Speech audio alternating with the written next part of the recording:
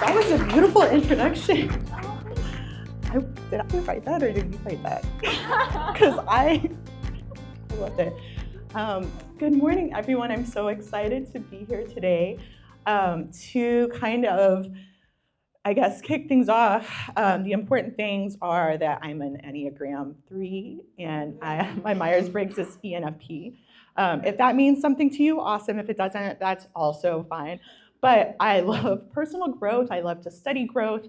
And so I was so excited to be able to talk about this topic today with you guys.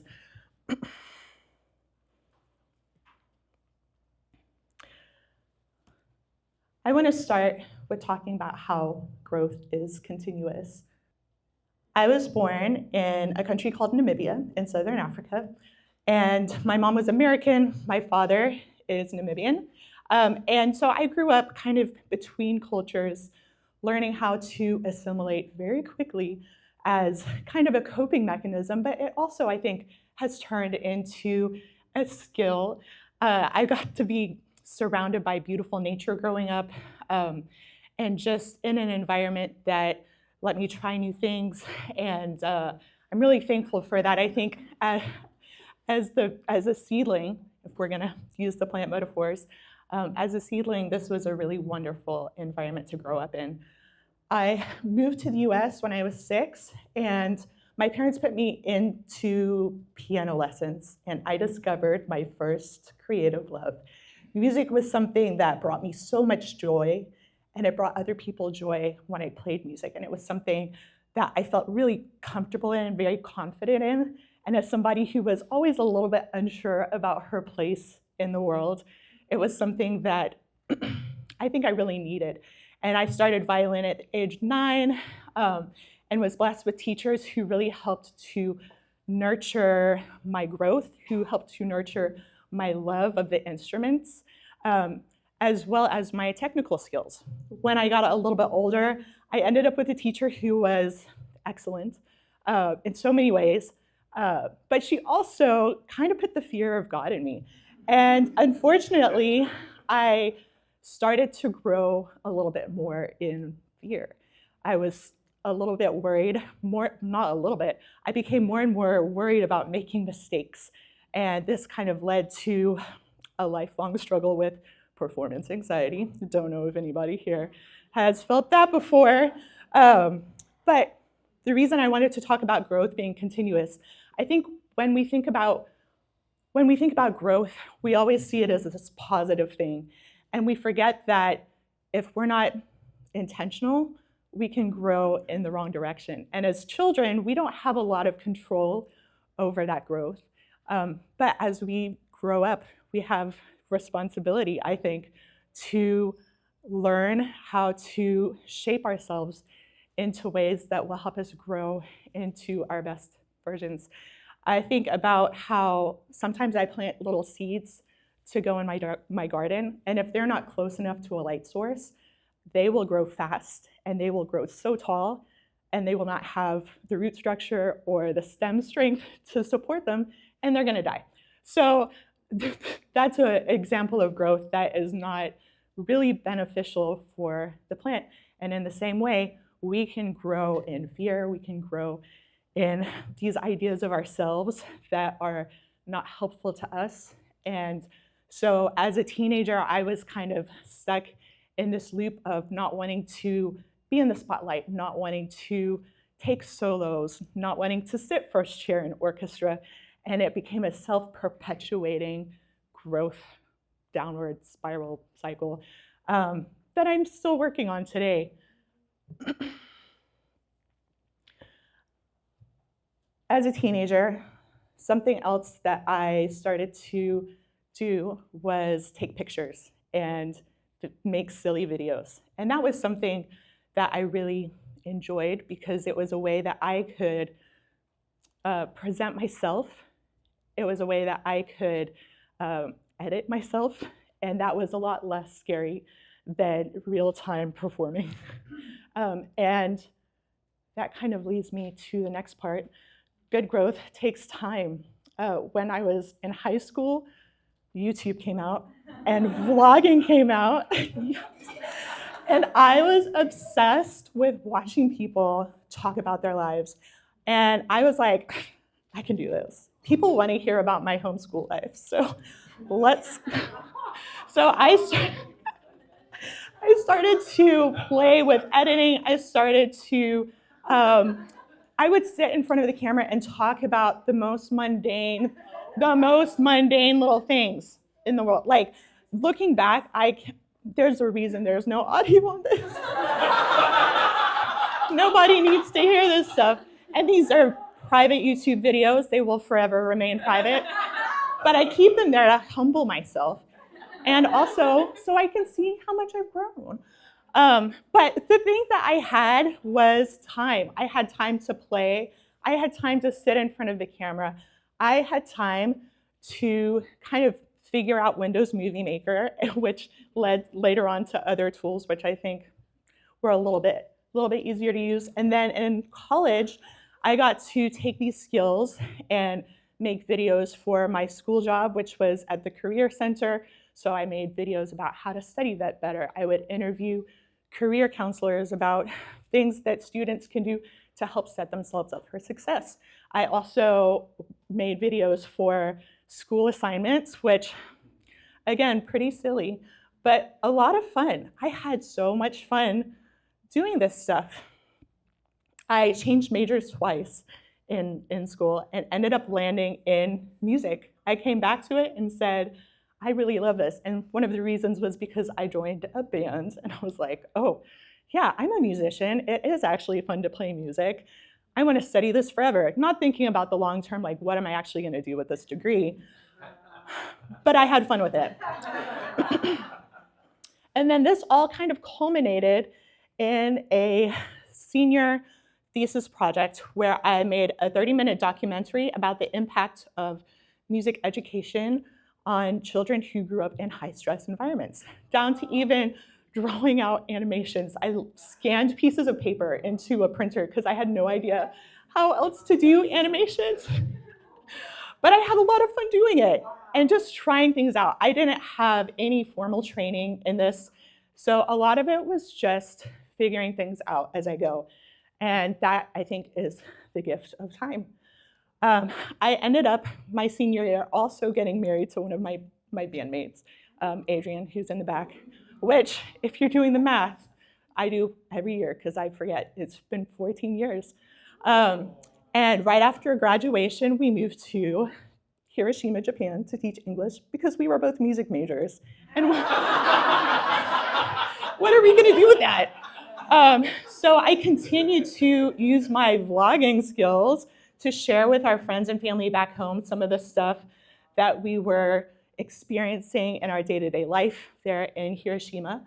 I was gifted, right, as a wedding gift, I was gifted a cool little camcorder, and so I was always walking around like trying to just get every little moment. We also started our own band called The Last City, which gave me more opportunities to try different creative ideas. And so in addition to figuring out ways to edit our music videos, we were playing music all the time. We figured out our own home recording setup in our tiny little Japanese homes where there's no insulation in the walls and you can hear everything your neighbors are doing. And we had so much fun. A lot of my own most, sorry, Adrienne, I totally didn't write any of this part by you. Here we are. A lot of my, I lost my train of thought there. Well, my most creative, I think, like violin parts, piano parts. There are bass parts that I wrote and just recorded on piano. I listen back to and I'm like, oh, I did that? That was amazing. And it's because I had the time to try things out, to make some stuff that was really crappy, but then to get better at it. And that, I think, is such a huge gift. After our 2 years spent in Japan, we decided to move to Dallas. And while we were here, I learned a lot about myself. We moved to Dallas 10 years ago. And I think there's a lot that we have in common with plants. If you are like me and have a bunch of houseplants, you know that you can water them all on the same day, and you can have them kind of wherever in your house, and they're probably going to be okay. But if you want your houseplants to thrive, if you want the plants in your garden to thrive, you learn what each plant needs. You learn how much water they need, how often they need it, how close to the sun they need to be. I recently got to see I watched a YouTube video on how to care for a particular plant that I have that is like this big. And then I realized, oh, in the rainforest, it grows huge. And I was missing out on the potential of this little plant because I was not taking care of it properly. And in the same way, I think we have the opportunity to learn about ourselves. All of us as humans need some of the same basic things. We need food, water, love, shelter. We just, in order to take it a step further, we have to take the time for ourselves to figure out how much water do we need. Well, not, metaphorical water. And so my time in Dallas, it was when I really started to freelance as a videographer, as a photographer. I had the opportunity to work with other people in the industry who helped to show me different ways of working in this world, who helped to show me what options are even out there for styles of editing and for types of cameras. And that was really, really helpful. But I also started to spend a lot of time by myself, which up until this point, I avoided because I didn't really know who I was. And so I thought I would rather be around other people who I can mirror. And so it was painful to realize I didn't want to hang out with myself that much. But once I started to do it, and once I started to realize, oh, I'm actually pretty cool just the way I am, I found myself growing into more and more potential.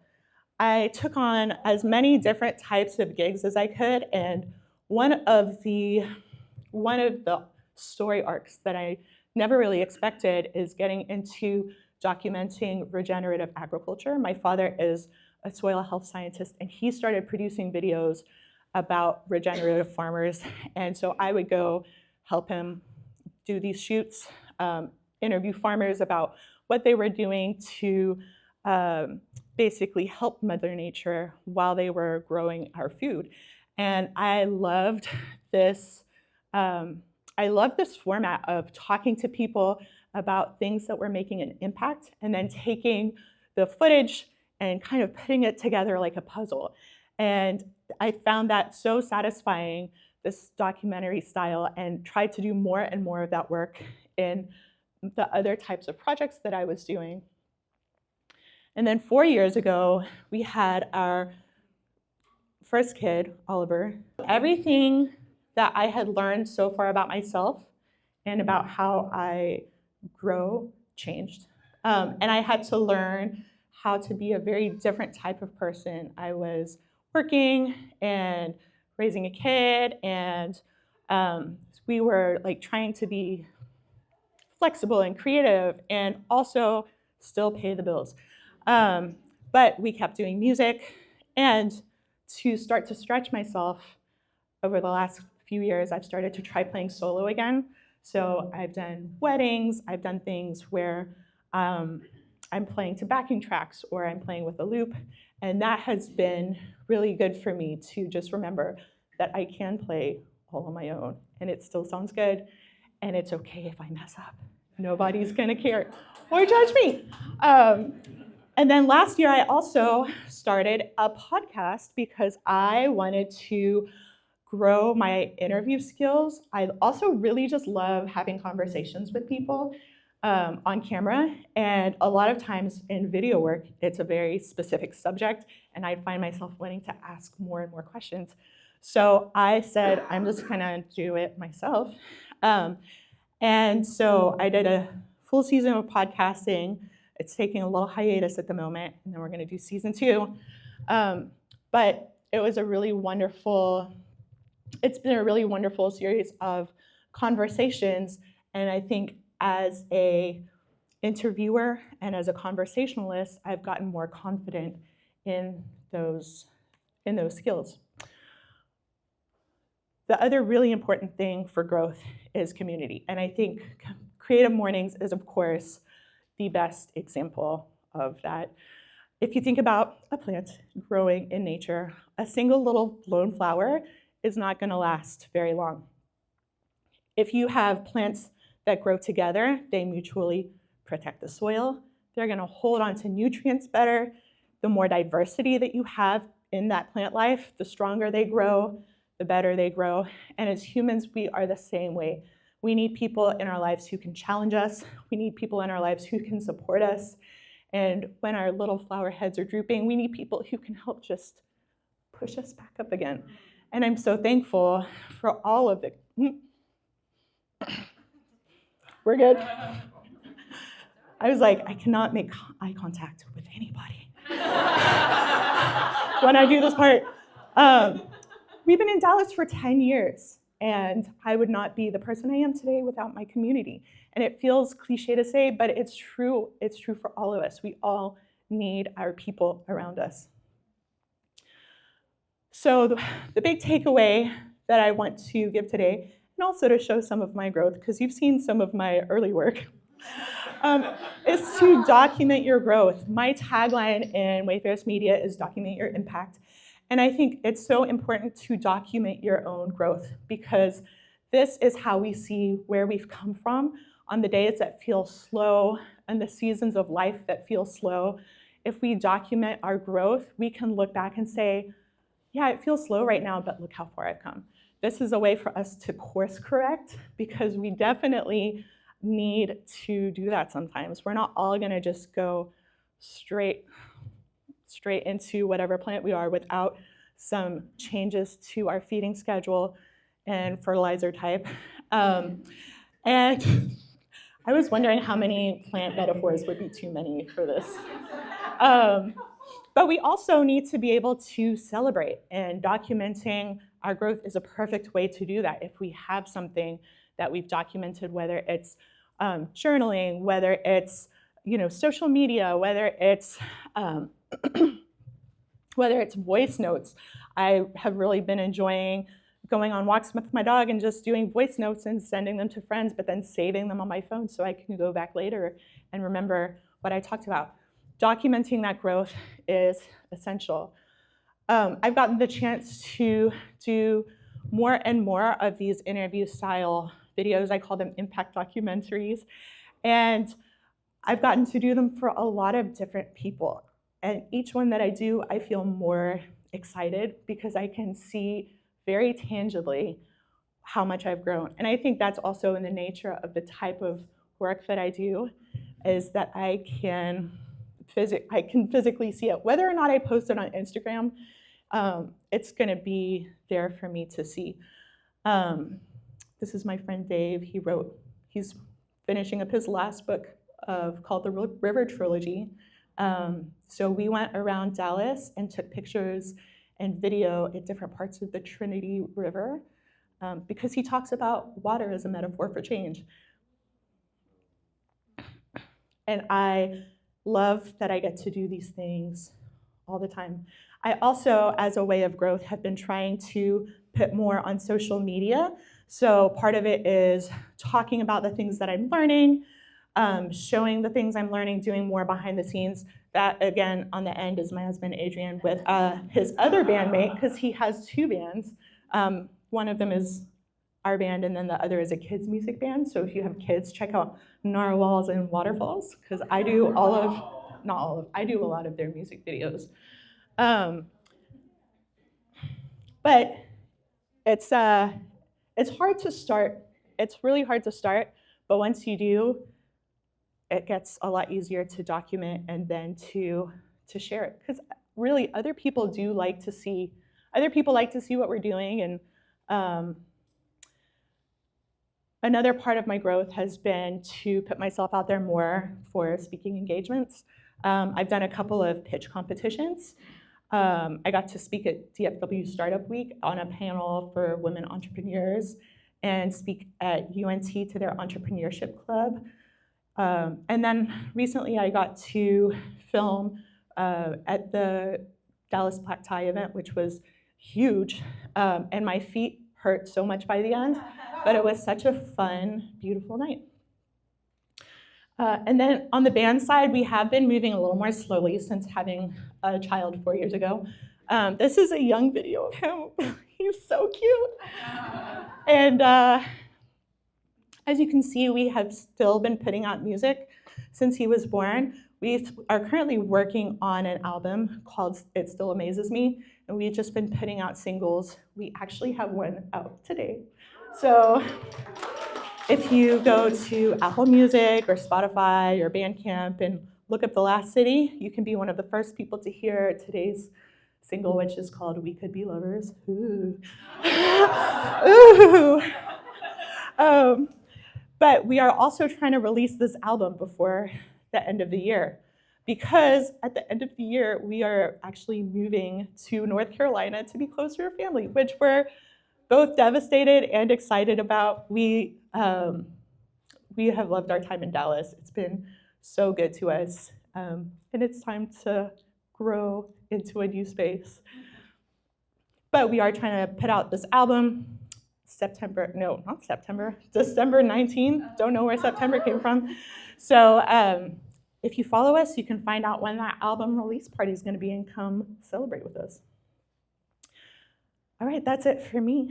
My name, again, is Lizbet. Thank you so much for your time today. I'm so thankful for this opportunity. Tomorrow feels so evergreen. A racing heart at 17. I don't know. They say love will find a way. Baby, you might bullet train. I'm never looking back.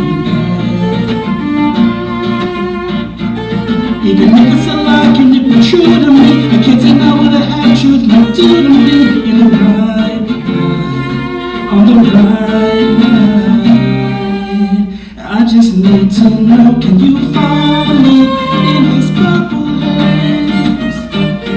Am I worthy of your scarlet embrace? I've undressed my secrets next to yours. You know just as you the past in store. In this purple haze, I used to want it crystal clear. Just had to know what brought you here. Now I'm just glad you are. Even if I'm alive for the truth in me, I can't deny the half-truth I used to see. If you're the right place of my vices, I just need to know, can you find me in this purple haze?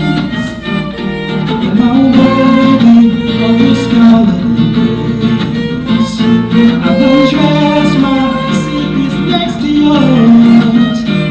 I just need to know what has in store.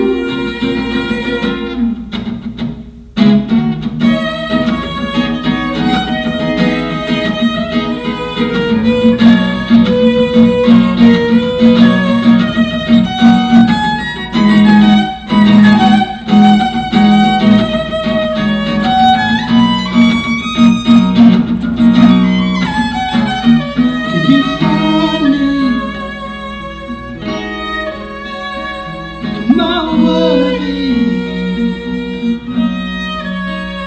I can lay my secrets next to yours if you'll find me in this purple haze. If I'm worthy of your scarlet embrace, I've undressed my secrets next to yours. Girl, I just had to know what has in store in this purple haze.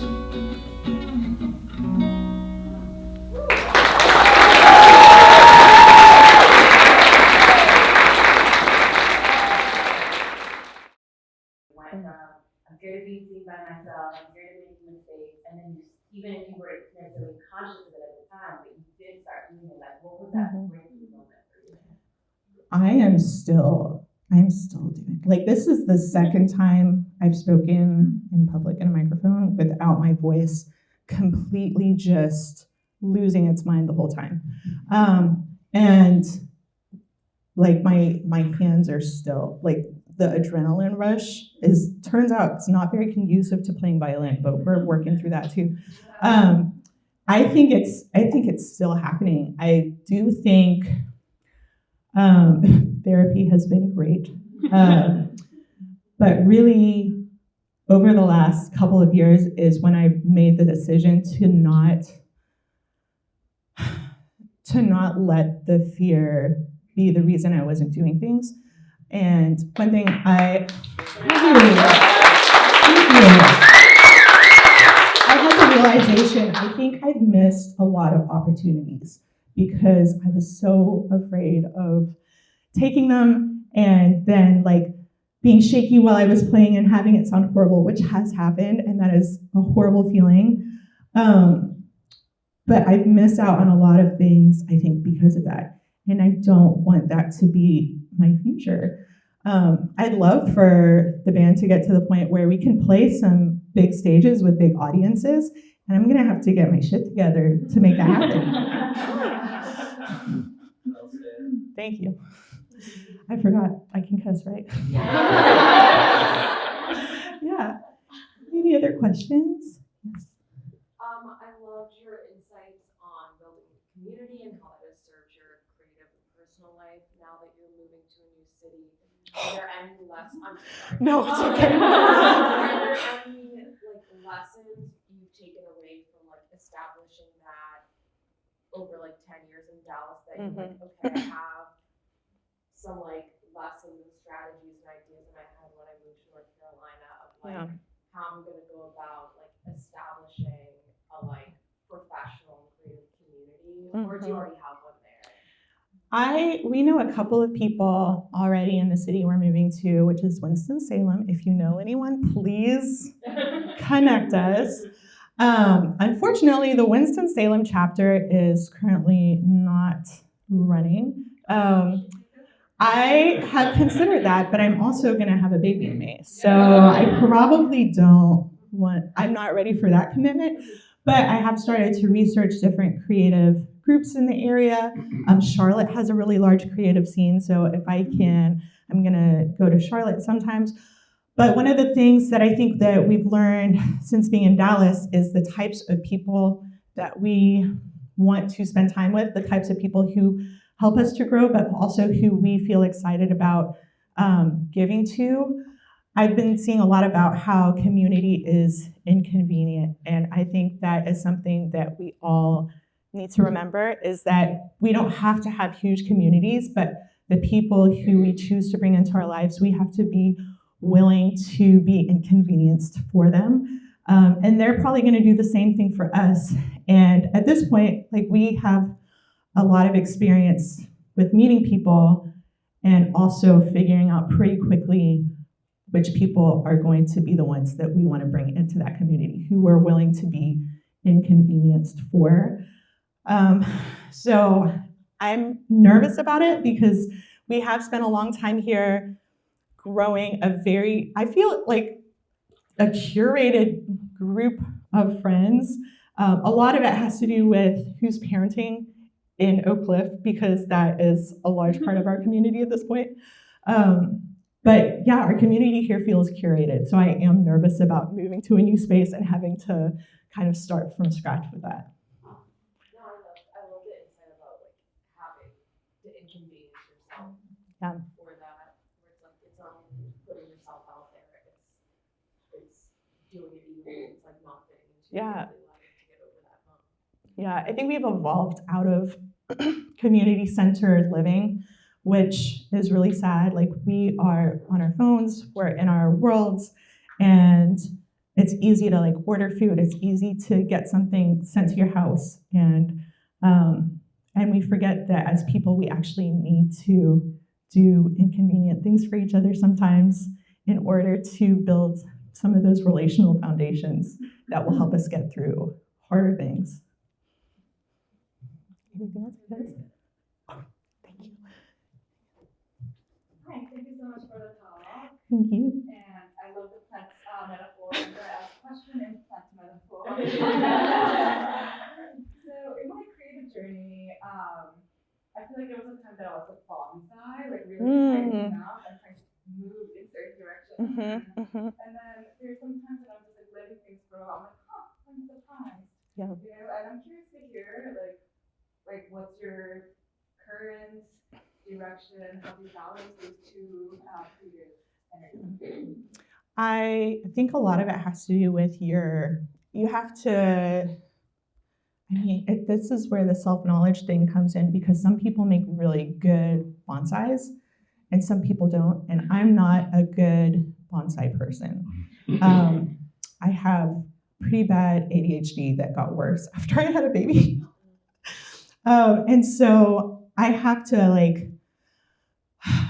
think about the type of person that I want to be and then try to live into that person.